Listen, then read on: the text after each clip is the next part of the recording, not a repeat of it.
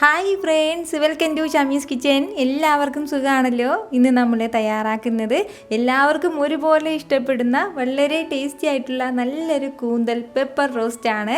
അപ്പോൾ ഇതിൻ്റെ ഡീറ്റെയിൽസ് ഒന്നും മിസ്സാകാതെ ഇരിക്കാൻ വേണ്ടിയിട്ട് എല്ലാവരും ഒന്ന് സ്കിപ്പ് ചെയ്യാതെ കണ്ടേക്കണം. കൂടെ തന്നെ നമ്മുടെ ഈ ഷമീസ് കിച്ചൻ ചാനൽ ഇതുവരെയും സബ്സ്ക്രൈബ് ചെയ്യാത്തവരുണ്ടെങ്കിൽ, അല്ലെങ്കിൽ ഇത് ആദ്യമായിട്ടാണ് കാണുന്നതെങ്കിൽ പ്ലീസ് ഒന്ന് സബ്സ്ക്രൈബ് ചെയ്തേക്കണേ. ആ തൊട്ടടുത്ത് കാണുന്ന ബെല്ലൈക്കനിൽ ഓൾ കൂടി ഒന്ന് മറക്കാതെ പ്രസ് ചെയ്തേക്കണം. എന്നാൽ ശരി, നമുക്ക് വേഗം വീഡിയോയിലേക്ക് പോകാം.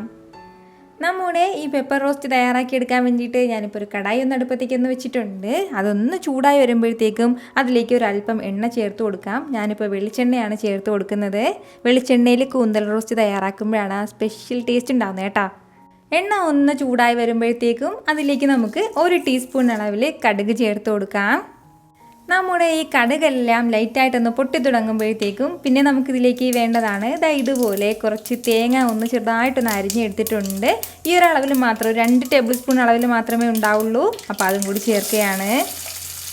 നമ്മുടെ ഈ തേങ്ങാ കൊത്തും ചേർത്ത് കൊടുത്തതിന് ശേഷം നല്ല രീതിയിൽ ഇതെല്ലാം കൂടി ഒന്ന് വഴറ്റി കൊടുക്കണം. ഒരുപാട് സമയത്ത് വഴറ്റേണ്ട ആവശ്യമില്ല. ഫ്ലെയിം ഇപ്പോൾ മീഡിയത്തിൽ തന്നെയാണ് വെച്ചിട്ടുള്ളത്.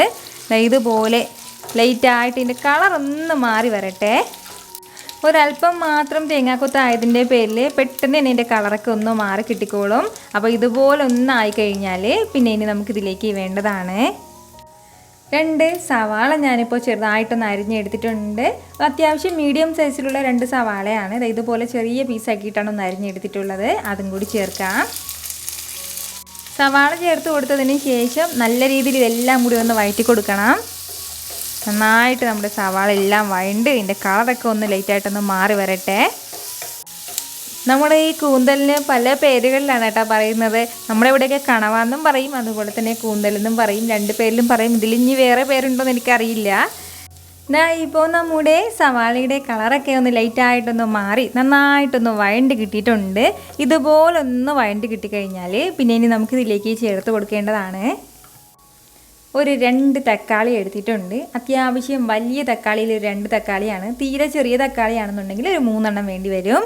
അപ്പോൾ ഈ തക്കാളിയും കൂടി ഇതുപോലെ ചേർക്കാം. തയ്യാറളവില്ല കേട്ടോ. അതുപോലെ തന്നെ പിന്നെ ഇനി നമുക്ക് ഇതിലേക്ക് വേണ്ടതാണ് ഒരു 2 പച്ചമുളക് ഒന്ന് ചെറുതായിട്ടൊന്ന് അരിഞ്ഞെടുത്തിട്ടുണ്ട്. അതും കൂടി ചേർക്കാം. കൂടെ തന്നെ പിന്നെ വേണ്ടതാണ് കുറച്ച് കറിവേപ്പിലയും കൂടി. 1 ടീസ്പൂൺ അളവിൽ 1 ടീസ്പൂൺ നിറയെ തന്നെ ഇഞ്ചി വെളുത്തുള്ളി പേസ്റ്റും കൂടിയാണ്. അപ്പോൾ നമ്മൾ ഇഞ്ചി വെളുത്തുള്ളി പേസ്റ്റ് ഫസ്റ്റിലേ ഒന്ന് ചേർക്കുകയാണെന്നുണ്ടെങ്കിൽ ഈ സവാള എല്ലാം ഇത്രയും സമയം കൊണ്ട് വഴണ്ട് വരുന്ന സമയം കൊണ്ട് അതിൻ്റെ കളറൊക്കെ മാറിയിട്ട് നന്നായിട്ടൊന്ന് കരിഞ്ഞു പോകും. അപ്പോൾ അതിൻ്റെ പേരിലാണ് ഈ ഒരു സമയം ചേർത്തിട്ട് നമ്മൾ നല്ലതുപോലെ ഒന്ന് വഴറ്റി കൊടുക്കുന്നത്. പെട്ടെന്ന് തന്നെ നമ്മുടെ തക്കാളിയൊക്കെ ഒന്ന് വഴണ്ട് കിട്ടിക്കോളും. ഈ സമയം നമുക്ക് ഫ്ലെയിം മീഡിയത്തിൽ തന്നെ വെച്ചിരിക്കാം. ഇപ്പോൾ നമ്മുടെ തക്കാളി എല്ലാം നന്നായിട്ടൊന്ന് വഴണ്ട് കിട്ടിയിട്ടുണ്ട്. അപ്പോൾ ഇതുപോലെ ഒന്ന് വഴണ്ട് കിട്ടിക്കഴിഞ്ഞാൽ പിന്നെ ഇനി നമുക്കിതിലേക്ക് വേണ്ടത് ആവശ്യത്തിനുള്ള മസാലകളും കൂടിയാണ്.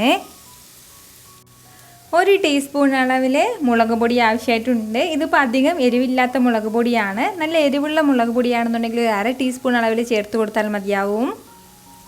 കൂടെ തന്നെ പിന്നെ ഇനി നമുക്കിതിലേക്ക് വേണ്ടതാണ് ഒരു 3 ടീസ്പൂൺ അളവിൽ കുരുമുളക് പൊടിച്ചതും കൂടി. നമ്മുടെ എരിവിനനുസരിച്ചിട്ട് നമുക്ക് കുരുമുളക് പൊടി ചേർത്ത് കൊടുക്കാവുന്നതാണ്. അതുപോലെ തന്നെ പിന്നെ വേണ്ടത് ഒരു 1/2 ടീസ്പൂൺ അളവിൽ പെരുംജീരകം പൊടിച്ചതും കൂടിയാണ്. ഒരു 1/4 ടീസ്പൂൺ അളവിൽ ഗരം മസാല പൊടിച്ചതും കൂടി ആവശ്യമായിട്ടുണ്ട്. അപ്പോൾ അതും കൂടി ചേർക്കാം. അപ്പോൾ ഇത്രയും ചേർത്ത് കൊടുത്തതിന് ശേഷം നല്ല രീതിയിൽ ഇതെല്ലാം കൂടി വീണ്ടും ഒന്ന് വഴറ്റി കൊടുക്കണം. ഒരുപാട് ഫ്ലെയിം വെക്കരുത്. മസാല ചേർത്ത് കൊടുത്തു കഴിഞ്ഞാൽ ഒരുപാട് ഫ്ലെയിം വെക്കുകയാണെന്നുണ്ടെങ്കിൽ പെട്ടെന്ന് മസാല കരിഞ്ഞു പോകും. അതിൻ്റെ പേരിൽ മീഡിയം ഫ്ലെയിമിൽ വെച്ചിട്ട് തന്നെ നമ്മൾ നന്നായിട്ടൊന്ന് വഴറ്റി കൊടുക്കണം. ഇതുപോലെ നല്ല രീതിയിൽ നമ്മളിതെല്ലാം ഒന്ന് വഴറ്റിയെടുത്തിട്ടുണ്ട്. ഇത്രയും ആയിക്കഴിഞ്ഞാൽ ഇനി നമുക്കിതിലേക്ക് ഒരല്പം വെള്ളം കൂടി ഒന്ന് ചേർത്ത് കൊടുക്കാം. വളരെ കുറച്ച് മതിയാവും.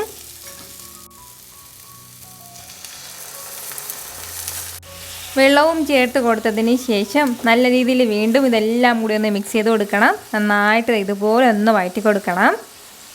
ഇതുപോലെ ഒന്ന് വഴറ്റി കൊടുത്ത് നമ്മുടെ ഗ്രേവി എല്ലാം നല്ല രീതിയിലൊന്ന് തിളച്ച് തുടങ്ങട്ടെ.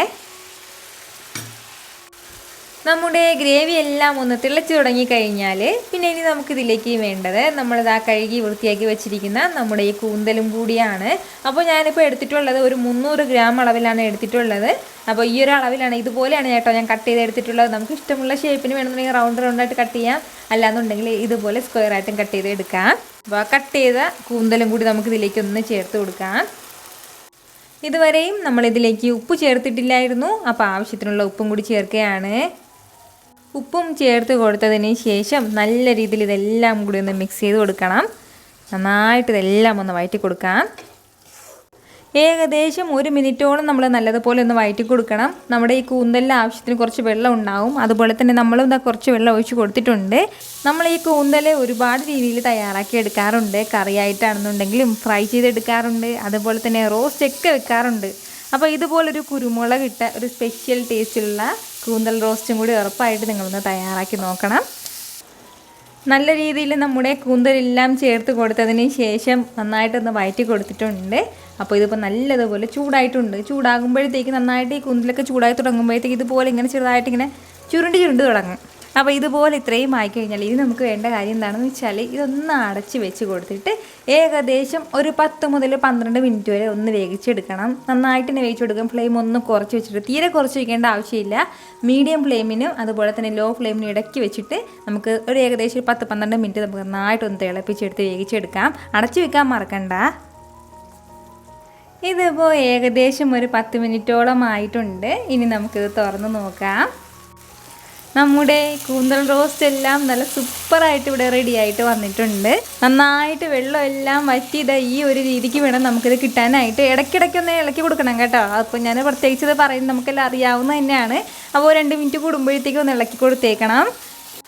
ഫൈനലി ഒരല്പം കറിവേപ്പിലയും കൂടി ഇതിന് മുകളിലേക്ക് ഒന്ന് ചെറുതായിട്ടൊന്ന് വിതറി കൊടുക്കണം.